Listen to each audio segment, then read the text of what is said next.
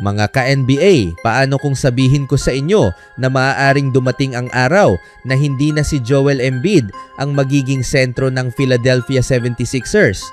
Mukhang mahirap paniwalaan lalo na't isa siya sa pinakamahuhusay na center sa NBA sa nakalipas na ilang taon. Pero ngayon, isang napakalaking trade proposal ang pinag-uusapan ng maraming basketball fans at analysts. Ang mas nakakagulat pa, si Anthony Davis ang posibleng maging kapalit ni Embiid. Kung mangyayari ito, hindi lang basta magpapalitan ng dalawang superstar ang Philadelphia 76ers at Washington Wizards. Posible rin nitong baguhin ang kinabukasan ng dalawang koponan at ang takbo ng susunod na NBA season. Pero bakit nga ba may mga naniniwalang mas babagay si Anthony Davis sa Sixers? At bakit naman gugustuhin ng Wizards na isugal ang kanilang kinabukasan kay Joel Embiid? Pag-usapan natin ang lahat ng iyan. Ang sitwasyon ng Philadelphia.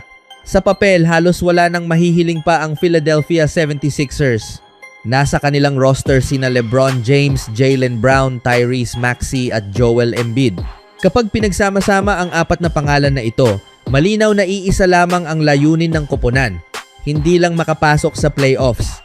Hindi lang makarating sa Eastern Conference Finals, kundi manalo ng NBA Championship. At kung mabibigo sila, malaking kabiguan iyon para sa isang koponang puno ng superstar. Pero kahit napakalakas ng kanilang lineup, may ilang eksperto ang naniniwalang mayroon pa ring malaking tanong na kailangang sagutin. Talaga bang magkakasya ang lahat ng superstar na ito sa iisang sistema? Si LeBron James ay isa sa pinakamahusay na playmaker sa kasaysayan ng NBA. Si Tyrese Maxey naman ay mas epektibo kapag siya ang may kontrol sa opensa. Si Jaylen Brown ay isa ring pangunahing scorer. At si Joel Embiid ay matagal nang nasanay na ang opensa ng Philadelphia ay umiikot sa kanya. Dito nagsisimulang lumabas ang ideya na baka kailangan ng Sixers ng ibang klaseng center. Bakit si Anthony Davis? Isa sa mga pangalang lumulutang ay si Anthony Davis.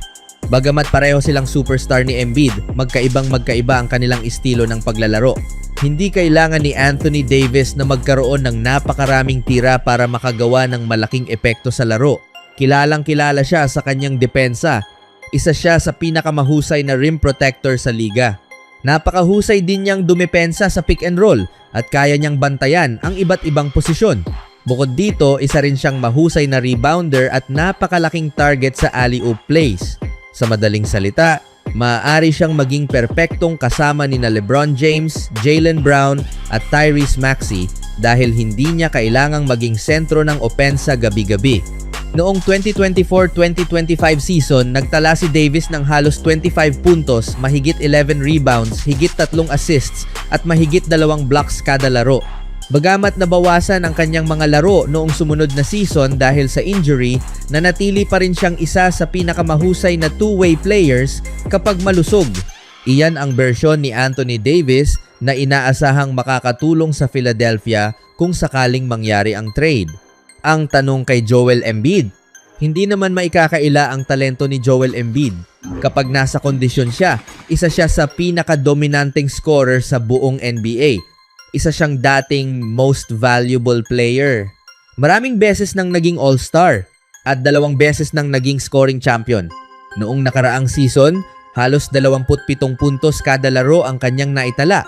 Napakataas pa rin ng kanyang shooting percentage at isa pa rin siya sa pinakamahirap depensahan sa ilalim ng basket.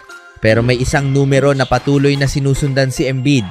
At iyon ay ang bilang ng kanyang mga nalarong laro. Sa buong season, 38 games lamang ang kanyang nalaro. At para sa isang koponang gustong manalo ng kampyonato, malaking tanong kung maaasahan ba siyang manatiling malusog hanggang playoffs. Sa totoo lang, may injury history din si Anthony Davis. Pero may mga naniniwala na mas madaling iakma ang kanyang laro sa bagong sistema ng Philadelphia. Bakit posibleng gustuhin ng Wizards si Embiid? Sa kabilang panig naman ay ang Washington Wizards. Hindi na lihim na nasa rebuilding stage pa rin sila. Ngunit unti-unti na silang bumubuo ng magandang pundasyon. Mayroon silang veteranong playmaker na si Trae Young. Mayroon din silang number 1 overall pick na si AJ Daibancha na itinuturing ng marami bilang isa sa pinaka-promising na batang talento sa NBA. Ang kulang na lamang nila ay isang dominanteng center na kayang maging pangunahing sandata ng koponan. At dito pumapasok si Joel Embiid. Kung magiging malusog siya, maaari niyang baguhin agad ang imahe ng Wizards. Mula sa isang rebuilding team, maaari silang maging seryosong playoff contender. Pero syempre may kasama rin itong malaking panganib. Ang malaking dilema ng Washington. Hindi rin kasi sigurado ang kinabukasan ni Anthony Davis sa Washington. May mga tanong tungkol sa kanyang kalusugan. May mga usapin din tungkol sa kanyang kontrata sa hinaharap. Kung hindi handang ibigay ng Wizards ang inaasam niyang long-term extension, maaaring isipin ng franchise na ngayon na ang tamang panahon para i-trade siya habang mataas pa ang kanyang value. Kung ganoon din lang naman ang panganib na kanilang haharapin, bakit hindi na sila tumaya sa isang dating MVP gaya ni Joel Embiid? Ito ang malaking tanong na kailangang sagutin ng Washington. Mas babagay ba si Davis kay LeBron? Isa sa pinakamalaking dahilan kung bakit maraming fans ang naaakit sa trade proposal na ito ay ang relasyon ni na LeBron James at Anthony Davis. Hindi na nila kailangang mag-adjust sa isa't isa. Napatunayan na nila noon na kaya nilang magtagumpay bilang magkasama. Noong 2020, pinangunahan nila ang Los Angeles Lakers patungo sa NBA Championship. Ipinakita nilang kaya nilang dominahin ang playoffs kapag pareho silang malusog. Kung muling magsasama ang dalawa sa Philadelphia, maaaring mas maging balanse ang opensa ng Sixers. Habang si LeBron ang nagdidikta ng opensiba, si Davis naman ang magbibigay ng depensa, rebounds at presensya sa ilalim ng basket. Sa papel, mukhang magandang kombinasyon ito, pero may malaking risk. Gayunpaman, hindi madaling gumawa ng ganitong klase ng trade. Parehong injury prone ang dalawang superstar. Parehong nasa yugto ng kanilang career na mahalaga ang bawat season. At pareho ring may kakayahang dalhin ang isang koponan sa mas mataas na antas kapag sila ay malusog. Kaya kung mangyayari man ang trade na ito, walang makapagsasabi kung sino talaga ang mananalo. Maaaring maging ito ang susi sa isang kampyonato. O maaari rin itong maging isa sa pinakamalaking pagkakamali ng dalawang franchise. Sa ngayon, mahalagang tandaan na isa pa lamang itong trade proposal at wala pang opisyal na indikasyon na mangyayari ito. Pero hindi maikakaila na isa ito sa mga pinaka-interesanting NBA rumors na lumabas ngayong off-season. Ngayon naman, gusto naming marinig ang inyong opinyon. Kung ikaw ang general manager ng Philadelphia 76ers, ipagpapalit mo ba si Joel Embiid kapalit ni Anthony Davis? At kung ikaw naman ang nasa panig ng Washington Wizards, tatanggapin mo ba ang ganitong trade? I-comment ang inyong sagot sa ibaba dahil gusto naming malaman ang inyong pananaw.